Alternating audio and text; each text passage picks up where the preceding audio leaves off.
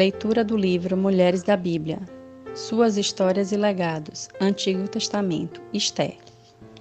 Uma jovem órfã e desprezada que se tornou rainha do maior império da época. Esther, capítulo 4, versículo 14. Porque, se de todo te calares agora, de outra parte se levantará para os judeus socorro e livramento, mas tu e a casa de teu pai perecereis. E quem sabe se para a conjuntura como esta é que foste elevada rainha? A história de Esther ocorreu no governo Xerxes, rei persa, também conhecido como Assuero, que reinou entre 486 e 465 a.C.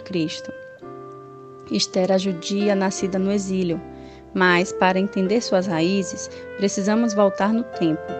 Cerca de 120 anos antes dessa época, parte dos judeus foi levada cativa de Jerusalém para a Babilônia. Dentre eles estavam os antepassados de Esther. Os judeus nascidos no exílio não conheceram os feitos poderosos de Deus. O máximo que sabiam era o que os familiares lhes contavam. Após 70 anos de exílio, a Babilônia foi conquistada e dominada pelo Império Medo-Persa. Sendo assim, os judeus tornaram-se escravos dos escravos e, por essa razão, eram muito desprezados. Imagine como estava a moral, a autoestima do povo de Deus. Ciro, o rei persa da época, logo que conquistou Babilônia, autorizou a volta dos judeus para Jerusalém, a fim de que reconstruíssem o templo. Apesar dessa grande notícia, depois de tantos anos exilados, muitos judeus haviam perdido a identidade de povo escolhido e abençoado por Deus. Imagine se hoje o governo nos dissesse que poderíamos voltar à terra onde nossos antepassados viveram há 70 anos. Terra sabidamente devastada, destruída, onde não há nada nem ninguém que conhecemos. Será que voltaríamos? Assim, muitos judeus resolveram permanecer na Babilônia. Foi nesse contexto que Esther nasceu, no exílio, desprezada devido à sua origem e, como se não bastasse, órfã. Ela foi criada por um primo chamado Mordecai, homem temente a Deus que a tomou como filha. Certo dia, o rei Assuero, depois de haver dado uma festa de 6 meses aos nobres e príncipes do império para mostrar seu poder e riqueza, resolveu oferecer também um banquete no pátio do jardim do Palácio Real para todo o povo da capital, Suzã. Esther 1-5. A festa foi esplendorosa, decorada com linho, argolas de prata, leitos de ouro e de prata, taças de ouro, piso de mármore e pedras preciosas. Versículos 6 e 7. Depois de 7 dias de banquete, muito vinho, o rei já estava alegre e resolveu exibir sua bela esposa, a rainha Vasti. Versículo 10-11. Mas ela recusou ir à presença do rei. Essa atitude o deixou tão furioso que ele a destituiu da posição de rainha e resolveu escolher outra para substituí-la. Versículo 12 e 22. 3 anos mais tarde, Assuero promoveu um concurso de beleza para escolher a nova rainha. A ideia era escolher uma dentre todas as moças virgens de boa aparência e formosura do reino. Esther 2:1-3. Foi nesse momento que a bela jovem Esther foi levada junto com os demais para a casa das mulheres no Palácio Real. Versículo 8. O concurso tinha uma regra simples.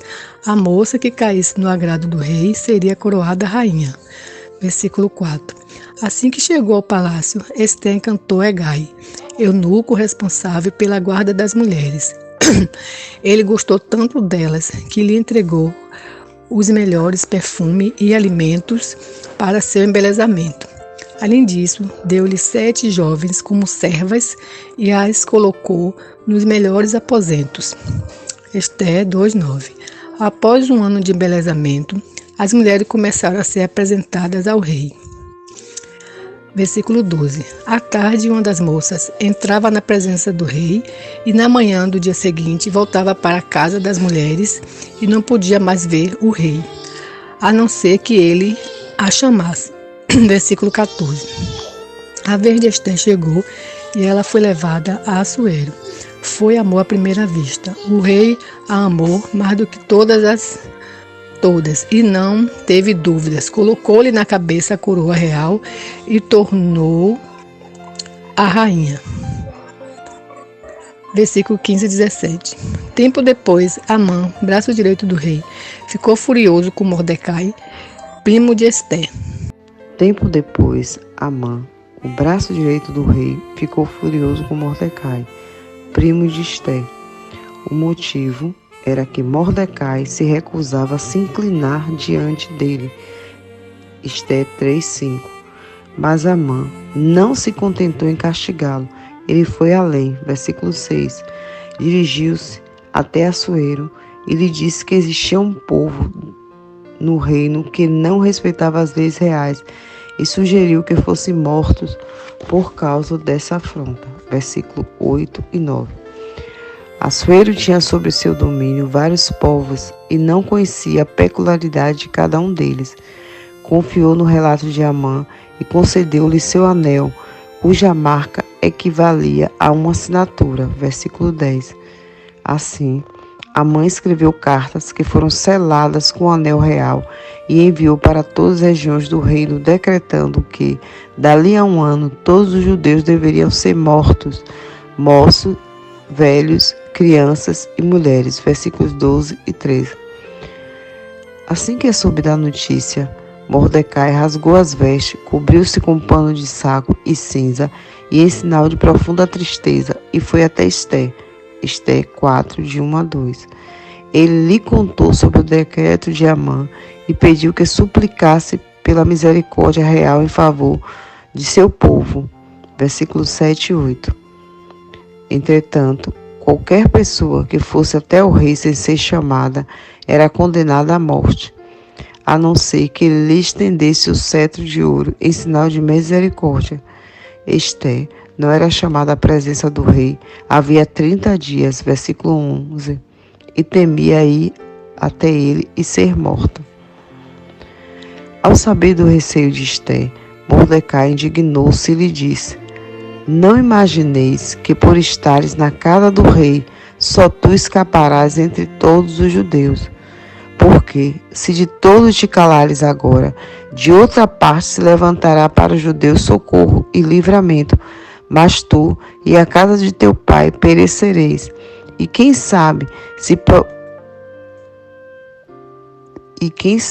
para conjuntura como esta é que foste elevada a rainha. Esté 4, 13 e 14. Esté então entendeu que não fora escolhida a rainha apenas por ser a mais bonita, mas descobriu o propósito de sua vida, ser canal para a salvação de Israel. Deus jamais abandona o seu povo. Assim, ela se posicionou e pediu a Mordecai que reunisse todos os judeus para jejuar em favor por 3 dias. Ela também jejuaria com suas servas e depois iria até o rei, correndo o risco de morrer. Mas, de forma corajosa, declarou: se perecer, pereci. O que podemos aprender com essa parte da história de Esté? Primeiro, é curioso notar que nesse livro o nome de Deus não é mencionado nenhuma vez, o que nos ensina que, apesar de que às vezes não vermos de forma clara a ação de Deus em nossa vida, precisamos crer que Ele cuida de tudo. Em Isaías 55:8, Deus diz: porque os meus pensamentos não são os vossos pensamentos, nem os vossos caminhos os meus caminhos, diz o Senhor. Da mesma forma que Esté demorou um pouco para perceber qual era seu propósito como rainha, é possível que também demoremos a entender alguma situação da vida. Afinal, os pensamentos e caminhos de Deus são bem diferentes dos nossos e, por vezes, misteriosos. Geralmente, em situações de sofrimento, é muito difícil compreender a vontade de Deus. Mas É justamente nessa hora que precisamos usar a fé e lembrar que Ele é fiel, cuidadoso, mesmo sem entendê-lo ou vê-lo de forma clara. Cremos que Ele é soberano e nada lhe foge ao controle. Ainda que eu ande pelo vale da sombra da morte, não temerei mal nenhum, porque tu estás comigo. O teu bordão e o teu cajado me consolaram. E em Salmo 139:16 diz: no teu livro foram escritos todos os meus dias, cada um deles escrito e determinado, quando nem um deles havia ainda. Apesar de oculto, é misterioso. Deus é real e cuida de tudo com carinho. Deus é real e cuida de tudo com carinho. Outra lição importante, você reparou na situação de Esté? Nascida em terra estranha, escrava de escravos e órfã de pai e mãe.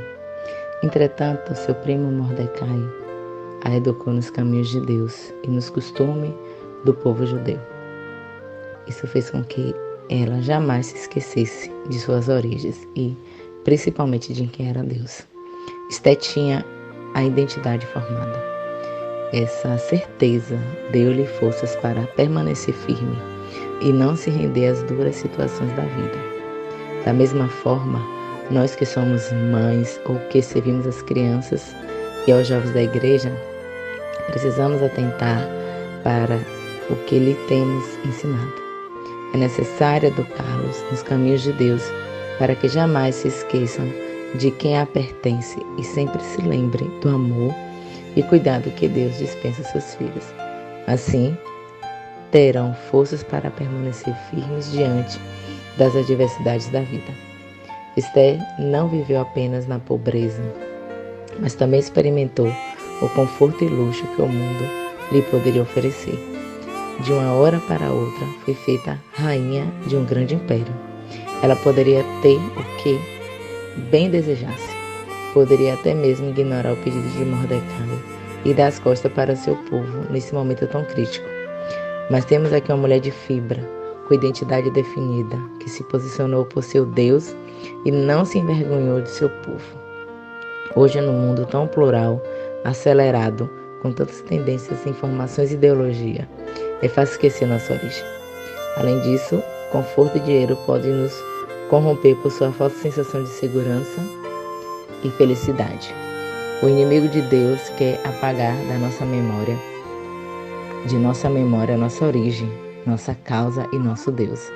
Mas se você, cara leitora, creu no Senhor Jesus, é filho do Deus Altíssimo, e queremos lembrá-la qual é a sua causa: livrar as pessoas da morte pela pregação do Evangelho, onde quer que Deus a tenha colocado, e cooperar para a edificação da igreja, o corpo de Cristo, pelo cuidado e apacentamento mútuo. É para isso que vivemos. Claro, devemos ser boas esposas, mães, filhas, alunas, profissionais, mas antes de tudo, somos filhas de Deus com propósito definido. Essa é a nossa identidade, e nada pode tirar-nos essa visão. Por fim, Esté foi a intercessora. Isso quer dizer que se colocou como representante do povo judeu e apresentou sua causa diante do rei. Não pense que isso tenha sido fácil. Os tempos eram outros. Como dissemos, quem se apresentasse ao rei sem ter sido chamada poderia ser morto. Deus hoje nos coloca na posição de intercessoras, ou seja, precisamos nos posicionar em favor das pessoas e levá-las a Ele. De forma prática, devemos orar por elas. A Bíblia diz: antes de tudo, pois, exorto que se use a prática de súplicas, orações, intercessões, ações de graças em favor de todos os homens. 1 Timóteo 2:1. Esté entrou na presença do rei para pedir pela salvação do seu povo. Nós também temos marido, filhos, pais, irmãos, parentes, amigas, enfim, pessoas amadas que podem estar distantes de Deus. O que fazer? Aproximar-nos com ousadia diante do trono da graça e interceder pelos que amamos. Hebreus 4,16. Deus nos ouvirá, pois deseja salvar a todos. 1 Timóteo 2,4. Quando oramos, Deus age e salva. Senhor Jesus, nosso coração é de gratidão a Ti, por Teu cuidado amoroso e misericordioso para conosco. Hoje vemos que sempre estivestes presente em nossa vida, ainda de que maneira oculta, protegendo-nos, guiando-nos e abençoando-nos. Apesar de estar no mundo, não somos do mundo. Nossa pátria é celestial. Livra-nos de nos envolver com as coisas mundanas. Somos filhas de Deus, por isso pedimos-te que nos ajude a nos posicionar como tais no ambiente familiar, social e de trabalho. Desejamos ser instrumentos úteis em Tuas mãos e intercessoras, levando quem nos cerca à Tua presença, para que seja livre das mãos do maligno. Senhor Jesus, faz de nós vasos úteis em Tuas mãos. Amém.